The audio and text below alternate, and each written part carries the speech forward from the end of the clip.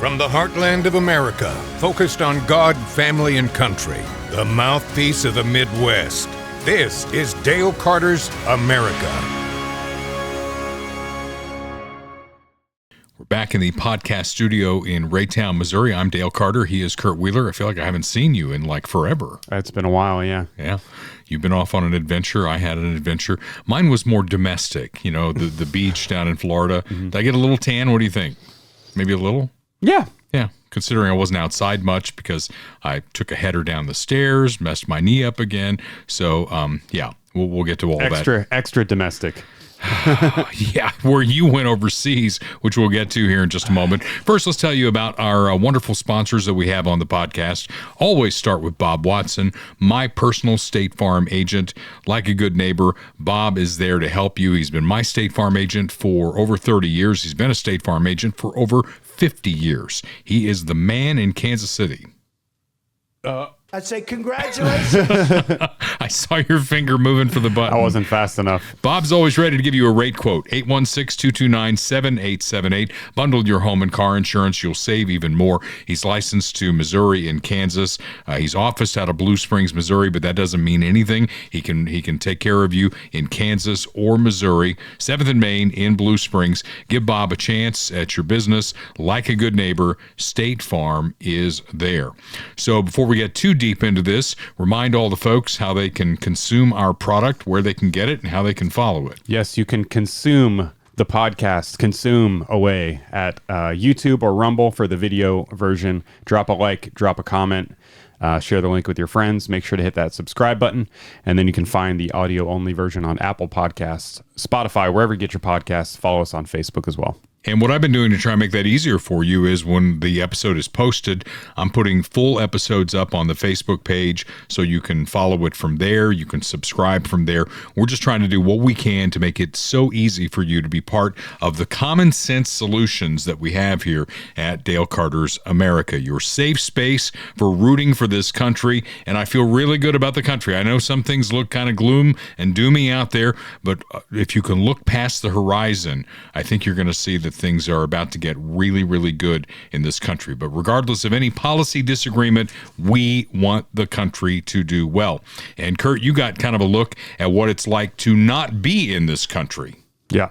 Tell me about it. It was great. Yeah. I mean, yeah, Serbia is like, where to even begin? I mean, the culture was phenomenal. And like, as an Orthodox Christian, like, it's part of their culture, you know. Everyone knows about the church. There's churches in the middle of the city. You know, we were talking about some of the saints that we're, you know, working on our documentary about, and everyone like knew who they were. And yeah, the beauty in we went to a lot of monasteries. So we only spent one day in like Serbia, like in the city of Belgrade, but that was cool. Food is good, cheap, fresh. Nice. Less fat people. Yeah. Why is that? Because there's not enough food, or no preservatives? Yeah, it's just like fresh, good food. Well, you had an adventure getting back. Yeah. Well, here, I'll let me see if I can. I don't know if you were going to show slides or. I mean, I'm not going to do the whole thing because. Oh, that's beautiful. It's kind of. We just got back, and it's also, you know. Yeah. Some of it's sort of private, but this was the last day. This is the Church of St. Sava in Belgrade. It's the second largest church in the world. Wow. And as far as I know, at least, the only second to the one that they just built in Romania that just opened like last year. So all mosaic, gold leaf mosaic everywhere. Yeah, incredible. What language do they speak over there? Serbian. Okay, so it's its own language. But it's a lot of people spoke English. You know, there was plenty of English speakers. And then we also, like I mentioned, we visited some 14th century monasteries. Mm-hmm. So let me see if I can just pull up a quick picture. Are you wearing a soccer pullover? What is that? Right now? Yeah.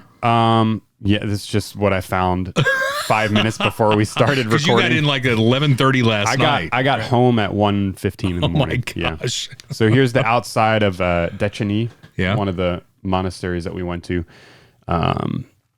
this one was beautiful on the inside. I don't think any of the photos are uploaded from there yet. Let me check. But yeah, we'll be doing a full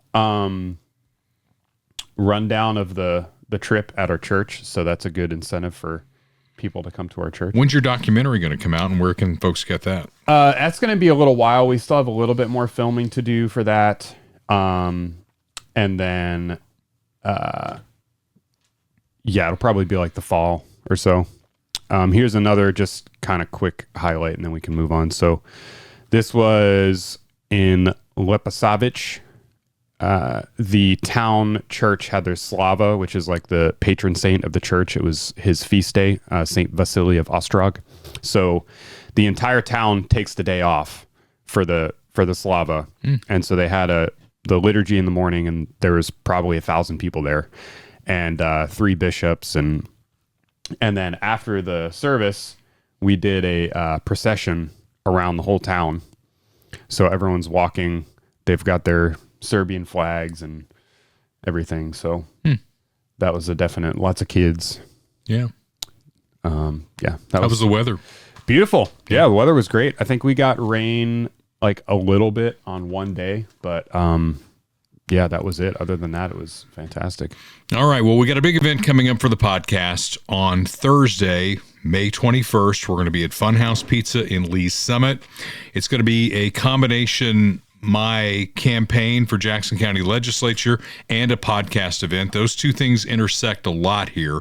And we'll have special guests. We'll have Speaker of the House John Patterson is going to be there. He's going to tell you what went down at the session that just wrapped in the Missouri General Assembly. A lot of talk about the income tax and the guardrails that are going to be in place when the income tax goes away, and how they're going to make that revenue neutral. I know there's a lot of concern about that. So John is going to be there. He'll be answering some questions as well. Ron Freeman is going to be there too. Ron is a former football player, coach. He ran for Congress once. He's a motivational speaker, and I just love the guy. And I think you're going to love him too. I've heard him speak a couple of times, and we're going to talk about race issues because Ron is one of those black Republicans, which shows that it can be done. In fact, we're going to have a black Republican later on in this episode just to show you that you don't have to go the liberal establishment down with the struggle path in order to live. There's another way, and Ron Freeman is going to show you that as well. Follow the campaign at dalecarter.us. We'll have a lot of events. Again, the one next Thursday is going to be in Lee's Summit. We've got some things that we're working on in Grain Valley and Oak Grove and Buckner. We are coming to you. In fact, I'm not even on the legislature yet, and yet I've spent a lot of time on the phone with a guy trying to solve a problem. And it's like, I really don't even have any power to do this, but I'll sit here and listen to you to see what the issue is. And there's a couple of issues. We've probably talked a little about this, the data centers. Yeah. Right? That's a huge issue. Massive. Independence going on. And then in unincorporated Jackson County, which would fall under what I would do on the legislature, there's a battery storage facility that looks like it's going to go in northeastern Jackson County. And the neighbors in that area, as you can imagine, are just beyond mad about it. And they feel like they're getting the runaround at the courthouse in Kansas City. So I've been kind of dealing with that. And you're going to... Good luck. I'm telling you. I've been texting back and forth with Manny Abarca. Mm-hmm. Manny's been a guest on this podcast before. Manny, is he against the data centers too? I don't really know. I mean, that's what I'm trying to get through. Manny is the chairman of the legislature now, so he controls the agenda, and the folks out in northeastern Jackson County feel like they're getting jacked around on getting a hearing on it, and I'm just trying to, facilitate that part at this point. Right. Just getting a hearing out there. So hopefully that's going to come up soon. So it's tough going up against, you're literally going up against like Google and Meta and some of the biggest companies in the world. I mean, imagine this, you buy 10 acres, you build your house or whatever, and then all of a sudden the property next to you sells and there's, heavy moving equipment there. Yeah. And they're going to put something there that's going to make noise and maybe dangerous for your kids. I don't know. Yeah. I mean, there's a lot of questions about this right now, and we're trying to plumb those answers. And that's one of the reasons that I'm running for the legislature in November. member. So a lot of stuff we'll be talking about. Hope to see you next Thursday, May 21st at Funhouse Pizza in Lee's Summit. I know all of our, I think most of the sponsors are going to be there. I've talked to them about it. I talked to Herb at Clay Como Shooters. I said, hey, we're going to have a big crowd there. And that's a lot of folks who are potential customers for all of the clients that we have on Dale Carter's America. Clay Como Shooters, you'll find them on 69 Highway, right between I-35 and 435 in beautiful downtown Clay Como. Find the right gun to protect your family and get trained on it. These guys are law enforcement, former law enforcement. They train the cops. They can train you. They buy and sell guns, all major brands with ammo to go with them. Not a big box store. They're a neighborhood business that's looking out for you. Find the right weapon that you're going to need to protect your family. This is National Police Week as we do the podcast. And today on Friday, and when we're recording, it is Police Memorial Day. And we know that we've lost some cops in the line of duty. When you call 911, when things are really going wrong, there is going to be a lag time before somebody can get there. That's why Missouri Stand Your Ground exists, so that you can protect your family within your own home. So make sure you got the right firearm to do that. My friends Herb and Shane at Clay Como Shooters can help you get that done.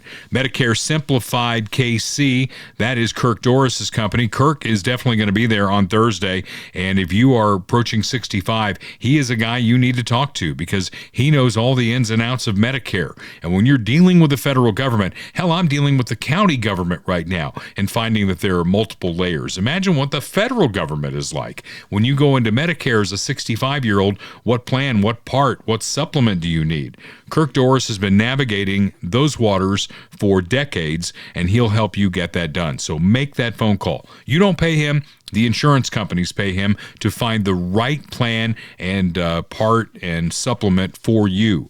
816-701-6661. Kirk and his company are at 3600 South Nolan Road in Independence. If you can't go to him, he will come to you to make it that convenient. So MedicareSimplifiedKC.com, that is the website. So while you have been gone, the gerrymandering battle has raged on. And it's humorous to me to watch this on both sides, because Republicans are saying Democrats are bad. You know, their gerrymandering is bad. And Democrats are saying Republicans gerrymandering, it's bad. It's the end of the world as we know it.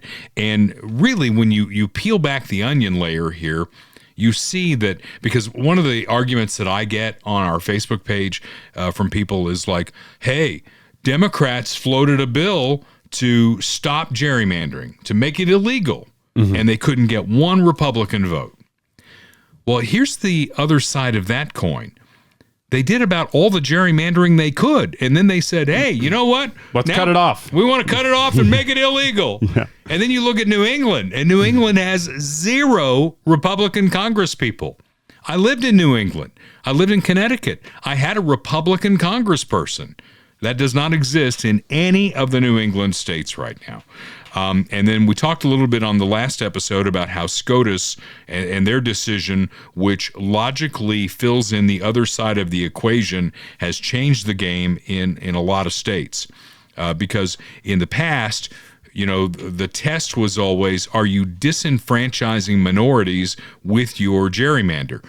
The Supreme Court had held for a long time that you could gerrymander along political lines. That gets to state legislatures, whether they're controlled by Republicans or Democrats. They are the ones who set the boundaries within their own state constitution. And as long as you weren't, overtly trying to disenfranchise minorities, your gerrymander stood up, whether you're Republican or a Democrat. What they've done on the other side now is say that you cannot craft a congressional district to grab enough minorities out of a city and then snake that thing all the way across a state. Not to name names, but the Illinois 13th would certainly fit that definition. So the Democrats are apoplectic about this. They've tried everything that they can do. And then the Virginia Supreme Court threw out the 10-to-1 map. Now, they had a state vote about this. And of course, they got a lot of votes from Northern Virginia in the Washington, D.C. metro, and they barely got this thing across the finish line. Barack Obama was cheerleading for it, saying, this is what we need to do. The people need to weigh in on this. Well, the Virginia Supreme Court threw out the 10-1 map after a clear red letter violation. I mean, all you have to do is read the Virginia Constitution. The Virginia Constitution says, yes, you have the ability to have a statewide vote to put a new map out there. But when you do that, there has to be another election in the meantime. You can't just jam the thing through, change the map, and then have the election. It's red letter law in the Constitution. And so the Supreme Court threw it out. And, the difference between that and Missouri is Missouri doesn't have that particular law. What they do in Missouri under the Constitution is the state legislature puts the map together. And that's what they did in Missouri. So Mayor Q, and I put both of his things up on the Facebook page of the podcast, and he is such a hypocrite. First of all, he's a lawyer. He's smarter than I am, and he can certainly read red letter law and say, if you do this, that's a violation. But he threw up the, well done, Commonwealth of Virginia, well done. Props to Governor Spanberger, because Spanberger ran, of course, as a moderate, and then she's come in there and she's probably trying to get to the left of Bernie Sanders. And then Missouri, he puts out a letter about, blah, blah, blah. You can read the whole thing. But he says it's the end of the world as we know it, and they violated this, they violated that, and that is not true. But he is playing to his base, and they're wearing out what we call play number one in the Democrat playbook. It's all about race.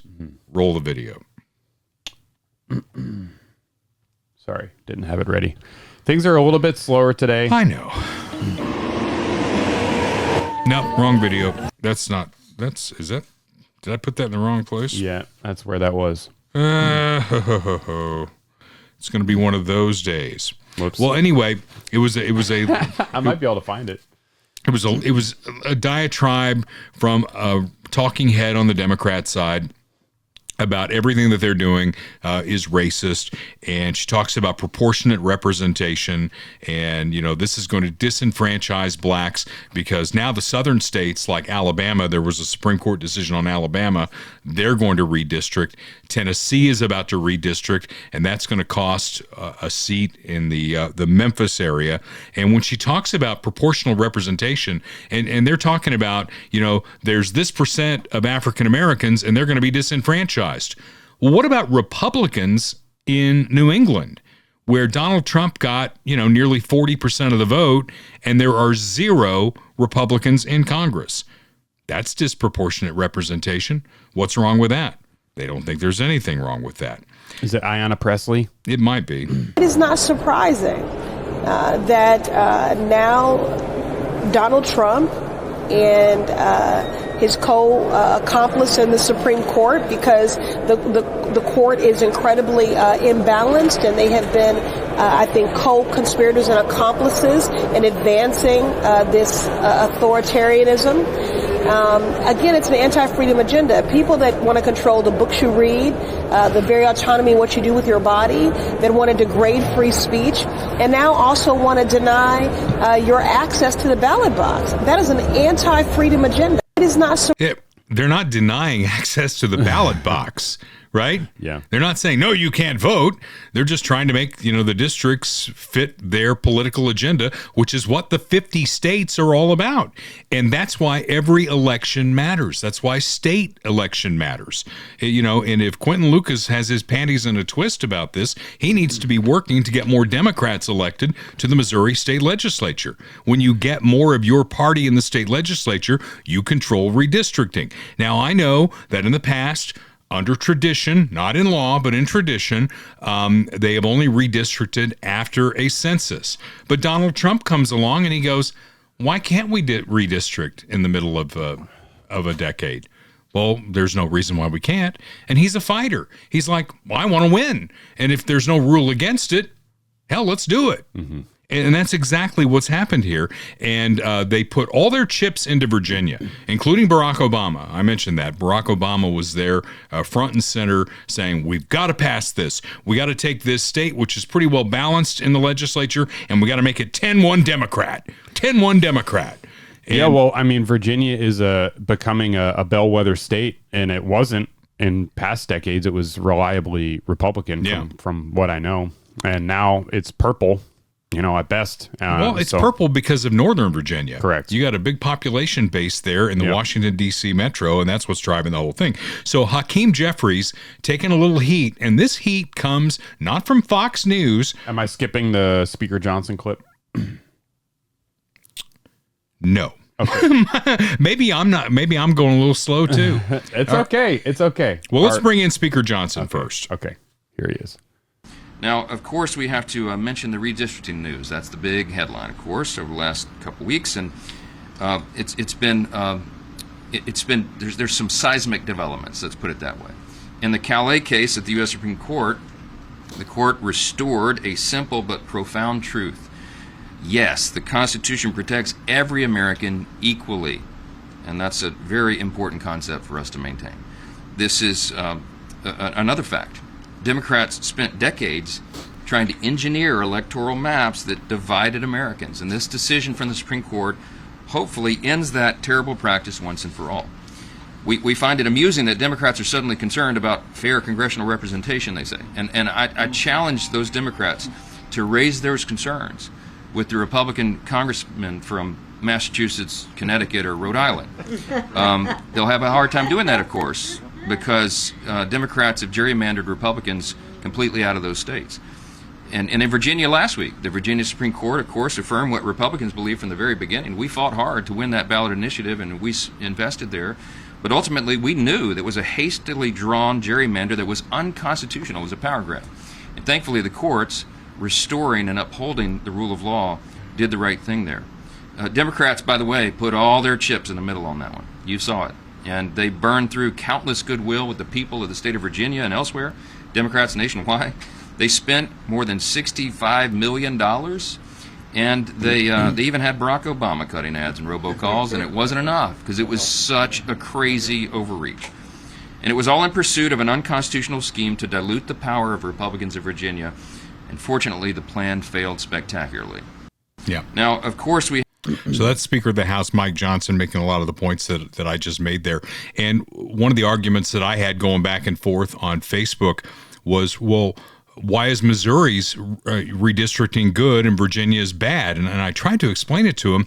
When you have different states and they have different constitutions, Virginia's red letter law, and I keep coming back to red letter law, says verbatim that if you have a redistrict vote statewide, there has to be an intervening election before it can take hold. And the intervening election would be the November election this year. Missouri's constitution says that the districts need to be contiguous and balanced by population, which, I mean, that's an opinion piece, right? Mm-hmm. Is it contiguous? I don't know. I mean, here to there. I mean, it's all one piece of property. Is it balanced population-wise? I mean, I think it is balanced population-wise, and the Missouri Supreme Court upheld that. The Virginia Supreme Court actually read their constitution, and they said, well, there's no election before this. We can't change the districts based on this. So it's apples and oranges here. And Hakeem Jeffries, now we get to the video where he's taking heat from CNN. You take personal. Who lost? You lost in the. Who lost? Did the voters lose? Well, Democrats did. You're lost. Did the voters lose? You take personal responsibility for investing so much time and resources, tens of millions of dollars, in ultimately fruitless effort. We did the right thing, and this effort is not over. But Mr. Leader, yeah. So he says they did the right thing and the effort is not over. So after the decision came down from Virginia, the AG in Virginia immediately filed an emergency writ to the Supreme Court of the United States. That's not going to go anywhere because the Supreme Court of the United States has already ruled on this particular issue. So the next thing they did, and I'm not taking the credit for the reporting on this. It doesn't come from Fox News. It doesn't come from the New York Post. It comes from the New York Times. They had a conference call of all the gray matter in the Democrat Party, and the plan they came up with was to fire all of the justices on the Virginia Supreme Court who are, I'm serious, over the age of 54. That was their cutoff. And I think the retirement age now is like 73. And they were going to say, we're going to fire them all. And we're going to set a new retirement age mandatory at 54. And we're going to put all new justices on there and do this again. Tell me that doesn't sound like a banana republic. Yeah. Yeah. So, I mean, it's by any means necessary. It always is. Yeah, exactly. That's what they reported in the New York Times. All right. And while we're on this subject, I want to introduce you to Congressman Wesley Hunt, who is a Republican from Texas. And here. I'm seeing a lot of talk from my colleagues on the left, too, as we shift toward this reinvigorated talk about Jim Crow and the past of this country. And as someone who is a direct descendant of a slave, as someone whose great-great-grandfather was born on a plantation, I can assure you slavery is over. Jim Crow is dead. When I go anywhere, I don't see any white-only signs. I don't, I promise you. I am a black man that represents a white majority district in Texas. The great-great-grandson of a man born on a plantation stands before you today as a proud conservative Republican from Texas, as a believer and follower in Christ, and as a believer in what this country can be if we allow equality for not just Muslim Americans, not just Buddhist Americans, but also Christian Americans like yourself. God bless you, young man. You give me a lot of hope for the future of this country. Thank you for having the courage. I yield back the remainder of my time. I like that guy. Of course, the left is going to call him an Uncle Tom, right? Yeah. That's what fellow blacks call any other black person who wanders off the reservation. I'm sure they say that about Ron Freeman. They probably don't say it to his face because he was a linebacker in the National Football League. Yeah. So I don't think they want to do that. But these are the people who have wandered off the reservation of the struggle and realize that, those days are done. We need to stop doing that. We need to stop dividing along racial lines. Let's get together and solve the real problems of this country. We do have problems in this country, but if we work together, we can solve them. And all this comes down to the Trump effect for me. We take shots at Trump, not realistic shots. We'll get to that. Metaphorically. Yeah, metaphorically speaking here. But we've criticized Donald Trump, and I'll criticize Donald Trump. You'll criticize Donald Trump. We'll even disagree over the criticism of Donald Trump. So it comes from both sides. But he's different, and they still don't know how to come at him. He's a guy, we talk about number of years in D.C., and you look at like Nancy Pelosi, right? Chuck Schumer, Mitch McConnell. They've all been there for decades. They're old people, and they've made millions of dollars while being members of Congress. I mean, that doesn't quite compute. And then you look at a guy like Donald Trump. He was president for 4 years. He was out for 4 years. He'll be president for 4 years. So that's 8 years combined of government employment. Mm-hmm. And these guys have 40 years. Biden had 50 years in there, right? So this is the guy who's come in. He's the bull in the china shop. He's broken a lot of dishes along the way. He's irritated a lot of people, and they just don't know how to deal with him. Kamala Harris, who was vice president and ran against Donald Trump to try and get the presidency, and he beat her like a drum. She's still thinking about running for president in 2028. I think that would be hysterical because I think she's going to end up running against Marco Rubio or J.D. Vance, people that are really smart, right? And can tear you apart in a debate. So she got together, had a brainstorming session. I'm not making this up. It's a brainstorming session with Kamala Harris. Roll the tape. Say, look, this is a moment where there are no bad ideas. A no bad idea brainstorm is what I'd like to call it. And in that no bad ideas brainstorm, I have an idea. Can we not do this? Can we stop? That's my idea. We talk about what we need to do and think about doing around the Electoral College. We talk about the idea of Supreme Court reform, which includes expanding the Supreme Court. We invite a conversation about multi-members districts. We talk about multi-members districts. I have no idea what she's talking about there. Okay, so what I think, just based on the name, what that sounds like to me is that districts will have multiple representatives. That's what it sounds like. So like. if you had, whatever, the 5th district of Missouri, and it's, say, Republican, you could put in a Democrat and have 2 representatives of that district, and then they would cancel each other out. Okay, and before you restart the tape there, she also mentioned the Electoral College, which Donald Trump won over her. And then, of course, their old go-to, they don't like the fact that the math worked out to where Trump got to appoint 3 justices to the Supreme Court. And when he's in his last year of his term, if the Democrats control the Senate, he won't get to put anybody in there. They'll wait for the next election. That's just how they do things. Right. So, again, their solution is we need 6 liberal justices. Just pack the court.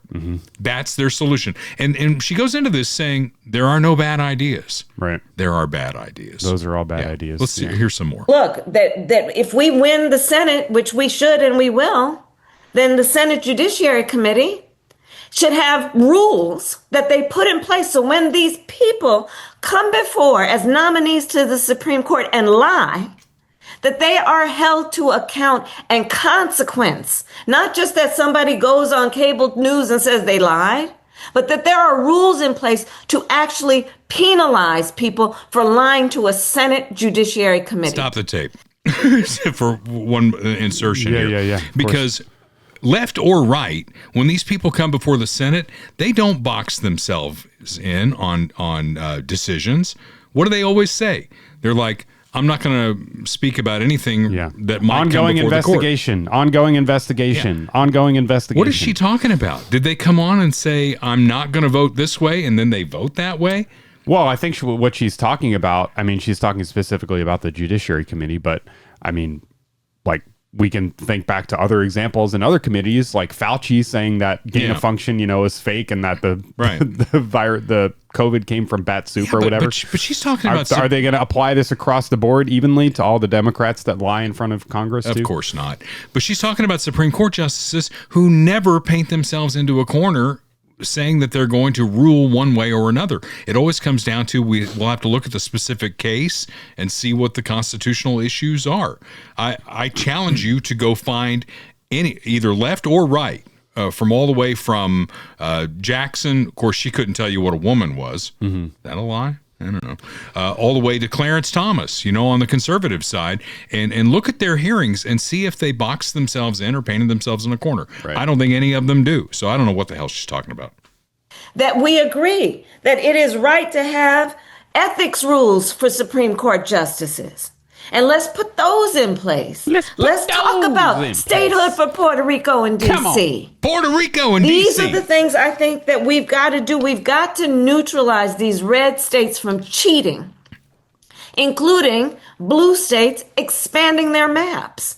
And all of this, I think, is look, what did that we mean? got to fight fire with fire. These folks are playing to win. Listen, man, we got to fight fire with fire. Come on, These man. people playing to win. On that, I agree with her. I don't know what she meant about blue states expanding their maps. Yeah, just what taking territory from other states. It's just like word salad that she goes into. Well, at least it's ideas. You know what I mean? Like at least she's presenting real concepts and real proposals.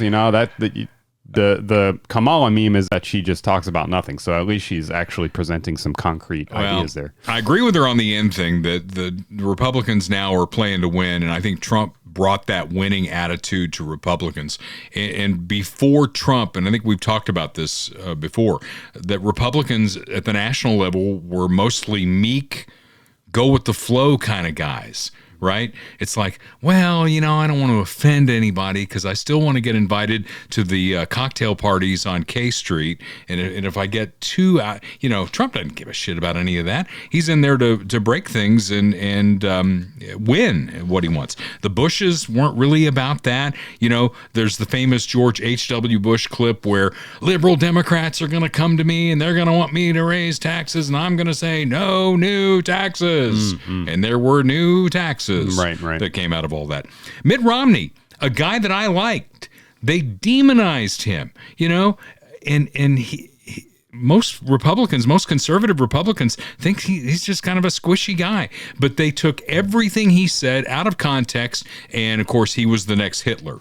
And now, of course, it's like, why can't we go back to Mitt Romney type Republicans? And then my favorite one of all is a name that nobody's going to remember. Congressman from Illinois, Bob Michael, who was the longtime minority leader in the House of Representatives. What you may not know because of your age is Democrats held the House of Representatives for 50 years. From the FDR era until Newt Gingrich. The Democrats had the majority in the House of Representatives, and they did whatever they wanted to do. And Bob Michael was a guy from Illinois who'd slap the backs of the Democrats and say, I'm just happy to be here because we have no chance of winning. And Newt Gingrich changed all of that, and I think Donald Trump is changing it all from a national perspective. Where do we go beyond Trump? I have no idea, because the Democrats really, other than the wonderful ideas you just heard from Kamala Harris, really don't have anything platform-wise other than we hate Donald Trump. Mm-hmm. Orange man bad. And what I keep trying to tell these guys is, come up with some ideas. Let's have a battle of ideas, because the guy that you hate with every fiber of your being will never be on a ballot again. I don't know what they're doing. They're running against somebody who's not there. Right. So we'll see what happens there. Funhouse Pizza, I told you about this. Jim Dingman is a wonderful host. He will have us at the Lee's Summit location on 50 Highway. That is going to be next Thursday, May 21st. We're going to gather at 5.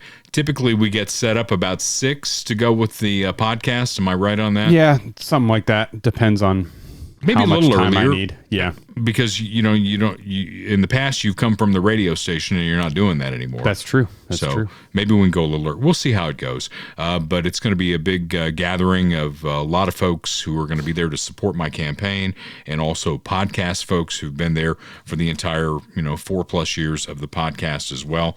I don't know. I might spring for pizza.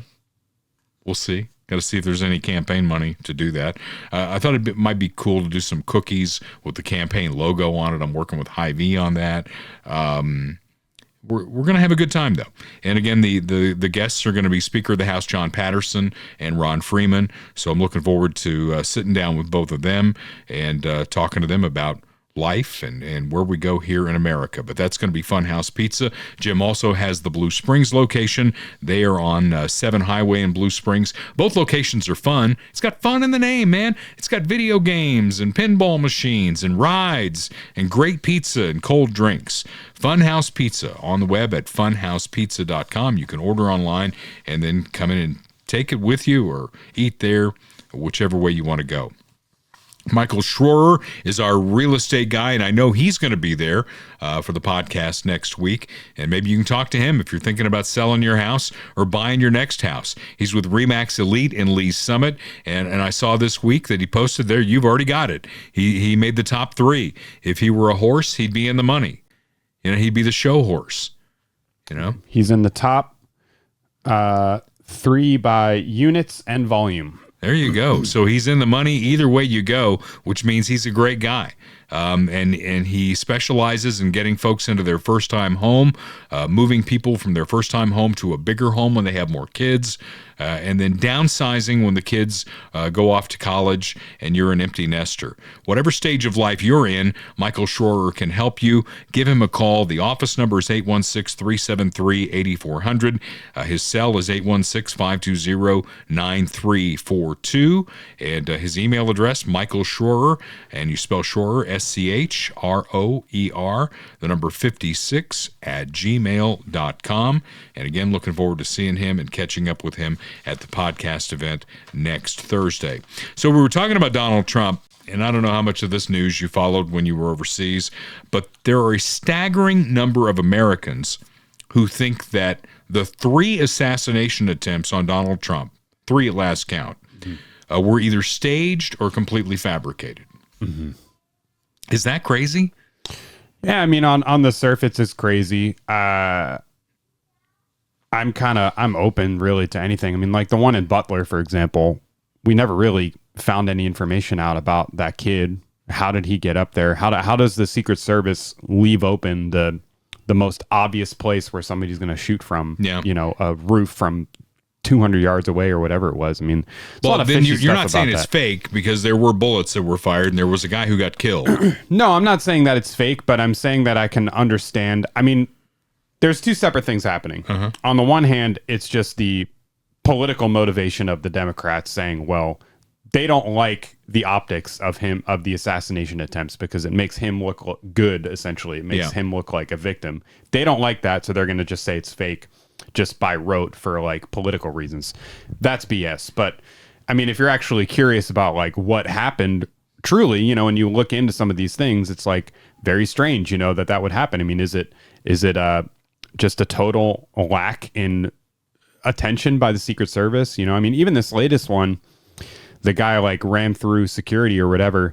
He checked into the hotel the day before with like a duffel bag full of guns. You know what I mean? Well, we talked about that. He just checked into the hotel. When you check into a hotel, you can have big baggage. They're not looking at it. Yeah, but I mean, maybe they would if the president's there. You know, maybe they'd have a little bit more scrutiny. I don't know, but you know, I'm not saying anything's fake or staged, but I'm saying from that perspective, not from the just political like, oh, Trump is bad, you know, Orange Man bad perspective, but from the actual like curiosity and looking for the truth perspective, I can understand why people would have questions, but just to say automatically, you know, it's fake, you know, that's a little ridiculous. Yeah.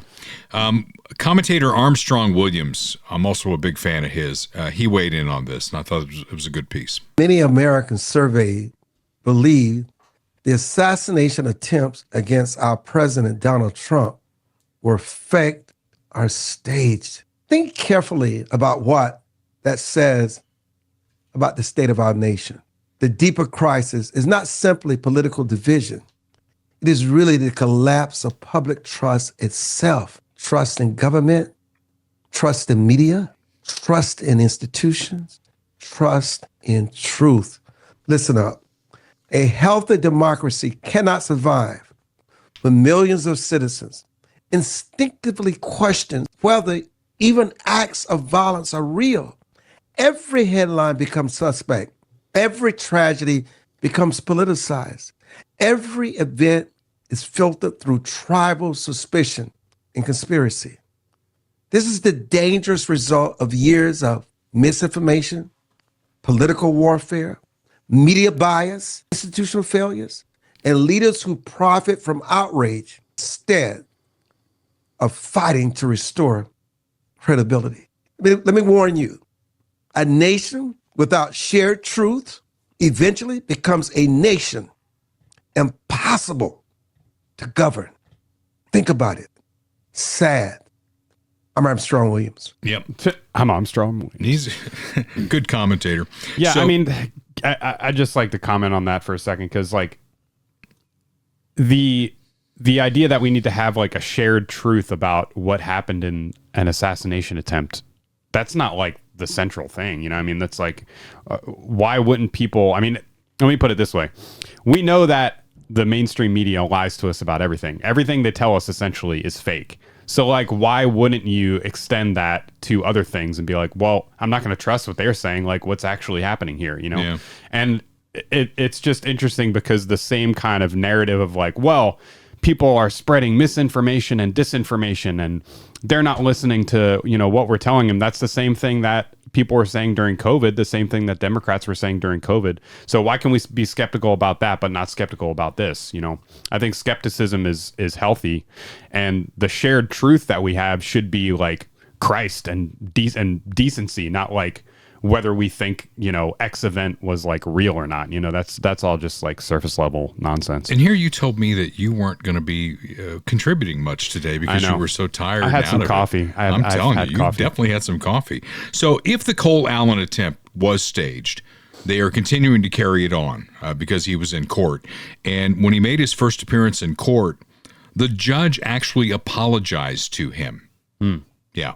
For the treatment, you know, they put him under suicide watch because they didn't want to have what happened with Dylan Ruth. Is that the guy's name in Butler? Oh no, that Dylan Ruth is the Colorado shooter. I forget the guy's name. Yeah. The guy in Butler, PA. Yeah. You know, he was killed, his body was cremated, and that's launched all kinds of conspiracy theories. Right. So this guy, they didn't want him to kill himself under suspicious circumstances, so they put him in suicide watch, which is pretty much close to, being in the shoe in a prison. So the judge actually apologized to him, and then he brought up January 6th, which was just really weird. The judge did? Yeah, the judge brought up January 6th. So that got me looking. That sent me down a rabbit hole to Trennis Evans. You know who Trennis Evans is? No idea. He knows quite a bit about January 6th. He was one of the rioters, and he's written a book about all of it. He speaks out about this judge and that comparison. A federal judge in Washington, D.C., apologizing to the man accused of trying to assassinate the President of the United States. Cole Thomas Allen, charged with attempted assassination, armed with a shotgun, running through security at the White House Correspondents' Dinner. And in court, the judge says he's very troubled by how this defendant is being treated in jail. He apologizes for conditions, for restrictions, for access. Somebody let that sink in. Pinch me. This is a man prosecutors say didn't expect to walk out alive. And yet the conversation in court is about his comfort. Now let's talk about the juxtaposition and how they handled January 6 defendants in the exact same conditions.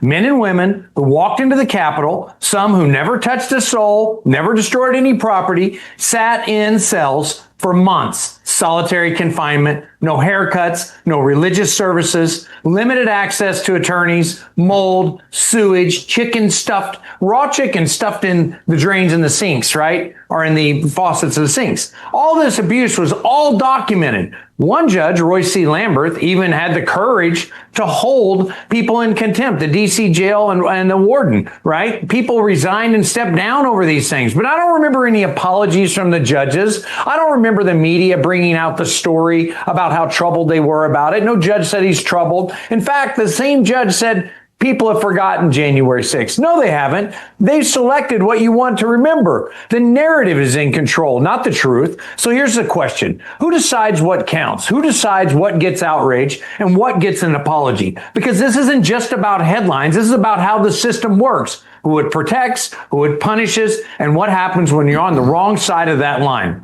Because I'm not speaking from a distance. I've been through this system. I was raided. My family was there, guns drawn. I was charged. I served time. I paid the price. And while in that cell, I started writing a book. The book was called Call It Insurrection Comrade. Not commentary, a record. What happened, who was involved, and what it looks like when the system comes after you. And since then, I've been back to that DC jail over and over, standing outside for the people that were still inside after President Trump delivered the pardons. So when I see a judge apologizing to a man accused of trying to assassinate the president, I don't see a headline. I see evidence that a system that we know as doing exactly as it does. And that is the problem, folks. That's why this conversation matters, because this isn't theory. This is the record. Yeah. So that's Trennis Evans. He wrote a book about that. And I want to pause here and I want to talk a little bit about January 6th, because I got to be honest with you. I am sick and tired of Democrats justifying every bad act that they make by saying, oh, January 6th, January 6th. I mean, I had one this past week on a point that I made that had nothing to do with that. It's like, well, you got January 6th. It's the go-to for Democrats who get pushed into a corner. For me, it's like the spouse who never lets you forget that one thing that you did, right? And they bring it out right in the middle of the argument. Oh, yeah? Oh, you got a parking ticket on January 6th, right? Yeah. We need to push back, because I have admitted, and I've admitted on the air, I don't know if you feel this way or not, but I thought those 4 hours looked really bad. It looked bad for America. It looked bad for Republicans. And I said that at the time. But when you take it to a level and you say that Republicans tried to overthrow the American government, that's a bridge too far for me. All right. Do you really think that 4 hours, those jack-offs going into the Capitol, sitting in Nancy Pelosi's chair, doing whatever the hell they did. They didn't kill anybody, by the way. The only person who got killed that day was Ashley Babbitt. She was an Air Force veteran, and she was shot by somebody on the Capitol Police through the door.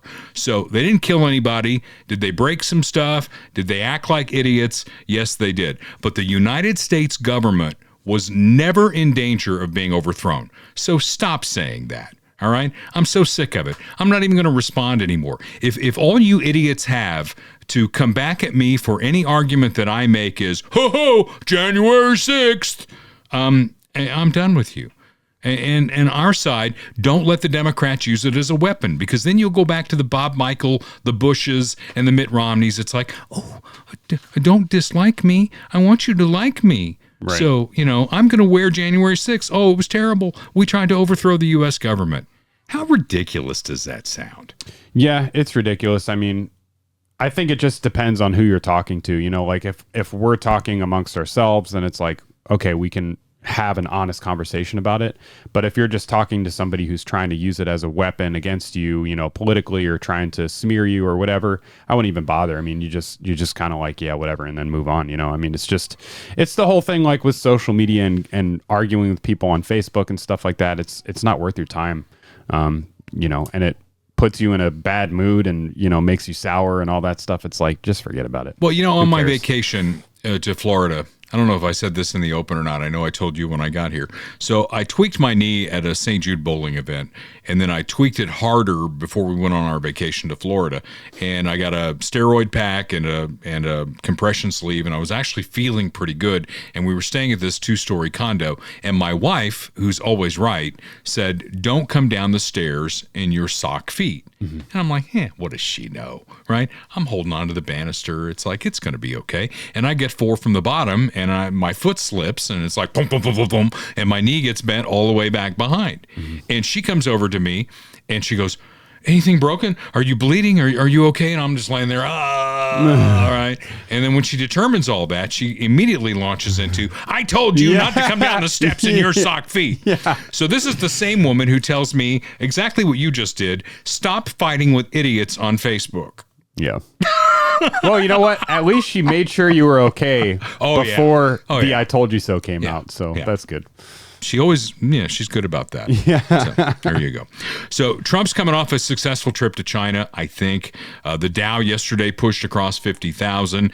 Cuba, maybe you've heard, is out of oil, right? They've got no gasoline there. And the U.S. basically has stopped the flow from Venezuela going to Cuba, and that was their number one source for oil. So now we got a lot of cards to maybe get Cuba in line, which is something that we have been struggling with since the Eisenhower administration. And maybe there's a way that that's going to come around. So again, I think if you look over the horizon, things have the potential to be a lot better. And I'm always an optimist looking for the glass to be half full. Max Motors, Mark Muller, one of our fine sponsors, he will be there next Thursday. And we're working on a deal now where one of our longtime podcast listeners, Lisa, is looking to buy a Ford Explorer. And she said, I could buy here, I could buy there. But you know what? Mark Muller and Max Motors support your podcast, so I'm going out there. And hopefully we're going to have a good story to tell next Thursday that she is going to pick up her new Ford Explorer, because they deal in American-made vehicles like Fords, like Dodge, like Chevy and GMC, in small towns like Richmond and Clinton and Nevada and Butler. And because they're not in the big city, they can do a lot better on price. And again, Mark wants to set himself up to be the Amazon of car dealers. And that means you go online, you find the vehicle you want, and you don't have to drive all the way out to Butler. They'll bring you the vehicle and do the deal at your house. It's a different way to buy a car. So find the one that you want at maxmotors.com, and then come meet Mark Muller next Thursday. He's a great American, and he wants to sell you a new vehicle, an American-made vehicle. And Mark always says, if you don't buy from Max, at least buy American. And then when you get that vehicle, let's take care of it. Let's make sure that you're getting the oil changed on time, the tires rotated, the filters changed. And then down the road, because we're keeping our vehicles longer, things are going to start to break down. You've got to find somebody that you trust. And the man I trust is Tim Porter. You talk about faith-based. Tim Porter is a faith-based guy. I've known him for a long time. He's taken a couple of my kids under his wing to teach them how to work on cars. All the people there just treat you so good. And if you get a big repair done on your vehicle, it's going to come with a 3-year, 36,000-mile warranty, whichever benefits you the most. So get with Tim Porter. He owns the Christian Brothers Automotive in Independence on 40 Highway, just east of 291/470. Find the location nearest you at christianbrothersauto.com. Each individual location is individually owned and operated. Tim is my friend, so if you're in Eastern Jackson County, I'm going to tell you, go see Tim Porter at Christian Brothers Automotive. He takes care of my cars, and he'll take care of your cars as well, no matter what they are. He works on everything, including hybrid and electric vehicles. They will take care of your vehicle, and if you take care of your vehicle, it will take care of you. So the next big thing we have in Kansas City is the World Cup, and that's why I was teasing you about wearing the soccer thing. Are you a soccer guy? I don't know. I mean, it's cool, but no, not really. Yeah, me either. I mean, to me, and don't hate me for having this view, because I've always had this view. It looks like a gym activity. It's like something you would do at recess at school. It's like, take this ball, throw it out in the middle of a bunch of kids, and you guys kick it around. I don't agree with that. I mean, I think soccer is a really cool sport, and it is very impressive. I mean, those guys run they run 5, 8, 10 miles. I'm not going to argue with that. They're in very good shape, and the amount of skill that's required for some of the footwork is pretty impressive. But so I like it. I haven't really gotten into it. Yeah. Really. I might watch the World Cup though. It's football, right? Football. Yeah. Not football. Football is 22 guys on a field, and you got an offense and 5 linemen, and they've all got blocking assignments, and you got wide receivers and tight ends, and they've got to run specific routes. You got running backs that have to hit a certain hole. I mean, you got defensive linemen who need to plug those holes, linebackers who go up and down the line of scrimmage. You got cornerbacks that are covering the wide receivers, safeties over the top. Mm-hmm. I mean, that's strategy. There's strategy in soccer though too. No, it's whatever. It's coming to town. I want the town to do well. Don't misunderstand me. I want Kansas City to do well. But is this thing going to be a boom or a bust? We were sold on 600,000 people coming to Kansas City. Mm-hmm. That was the number they used over and over again. Is that realistic? No. Not going to happen. And they're really pushing it hard. I mean, obviously, I've been in the airport twice in the last week. Actually, more than that, because before we went overseas, my family and I went to PA, and they got all the signage all over the airport. It's like, as soon as you get off the plane, welcome to Kansas City, World Cup 2026. It's like they're really pushing it hard. Keatsman had a great riff on this about the countries that are coming to Kansas City and what their per capita income is, and how are any of them going to afford to come here to root on their team? Well, it's not going to be the normies from Argentina or Chile or wherever. It's going to be the elites, and I think that is the case that you can make for the impact on Kansas City is like, well, these people are going to come, they're going to bring a lot of money, they're going to stay at fancy hotels, they're going to eat at nice restaurants. It's like, yeah, maybe that's true, but I mean, we're investing so much money into this as a city. They have planning committees and all the signage and all this stuff. So I mean, are we going to get the return on that investment? I'm skeptical, but I'm skeptical too. We'll see. And where was the vote on that? Of course, I hope it is great. I want the best for our city, but it just it seems like a overpromise, underdeliver kind of situation. Exactly. I mean, where was the vote on this? I mean, I didn't get a vote on it. You didn't get a vote on it. Of course, I didn't get to vote on the 1% earnings tax that they steal from me, and you didn't get to vote on that either. Arrowhead signage has been removed from the building. It will be referred to as Kansas City Stadium. And I put something up about that. Channel 5 did a big thing on that. And it's like, I put up a podcast on the podcast page. I put up, well, good thing we're not going to be offending anybody. And then, of course, the real liberal people say, well, that's a FIFA rule, and it's not just our stadium, it's every stadium. And I looked into it, and that's true. But those other stadiums, they have corporate names. I mean, ours has a corporate name. It's GEHA Field, but the building is Arrowhead Stadium. Right. That's not a corporate name. Nobody's making money off of that. Right. So to me, it's still going to be Arrowhead Stadium.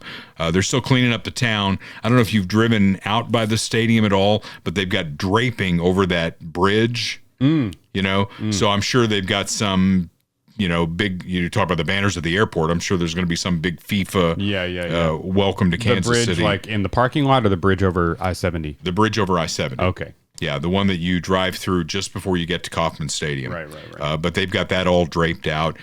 Somebody told me, I was at a party last night, and they said, well, they still haven't cleaned up the trash. And they probably, it's terrible. They probably won't until... How could you? Just before. Yeah, I mean, it'd have to be literally the day before, because as soon as you clean it up, there's going to be 5 more mattresses and, all kinds of crap. We want to put our best foot forward. Crime continues to be out of control. We're on pace now for triple-digit homicides this year. The latest did not use a gun, used a knife. Guy was stabbed in a park. So bad people are going to do bad things. That's why when you come at me with like gun control laws, I just want to laugh in your face. And our current prosecutor in Jackson County came in claiming to be tougher on crime. Well, tell that to the family of Lisa Lopez Galvin. Terry Young and Dominic Miller, they're both out of prison already. Terry Young spent 2 full days in prison. Dominic Miller, just a few hours, because their time in county awaiting their trial counted toward their whopping 2-year sentences that were reduced by our prosecutor, citing Missouri's stand your ground law, right?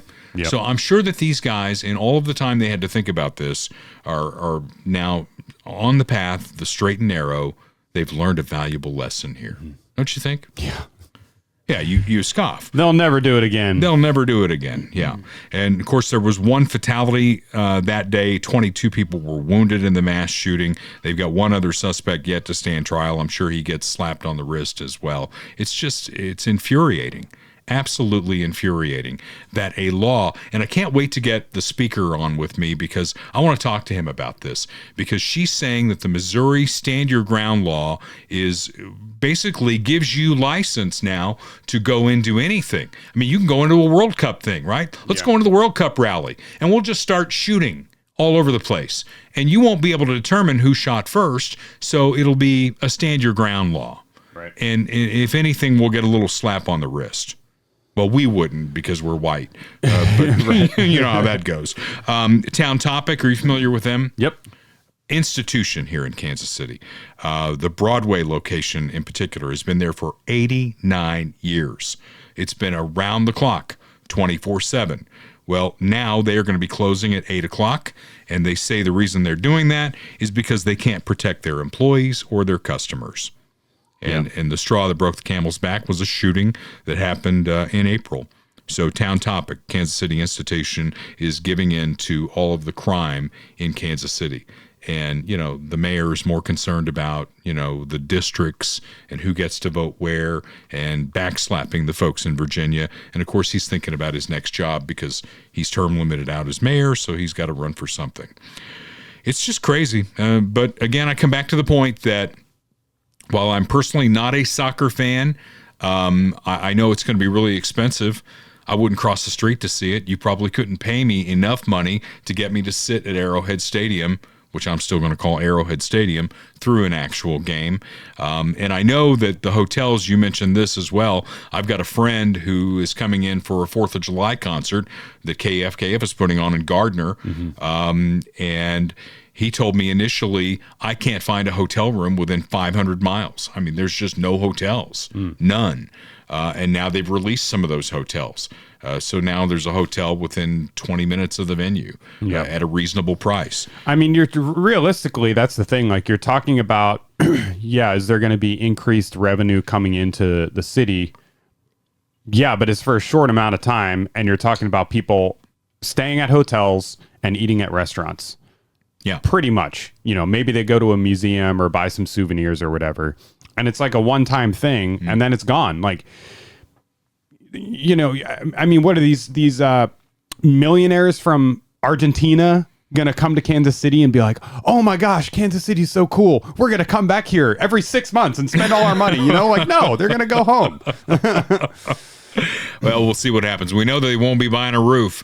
Right? They're just going to stay at a hotel and they're going to eat at the restaurant. They're not going to buy a roof. So Austin Watterson doesn't care about them, but he cares about you.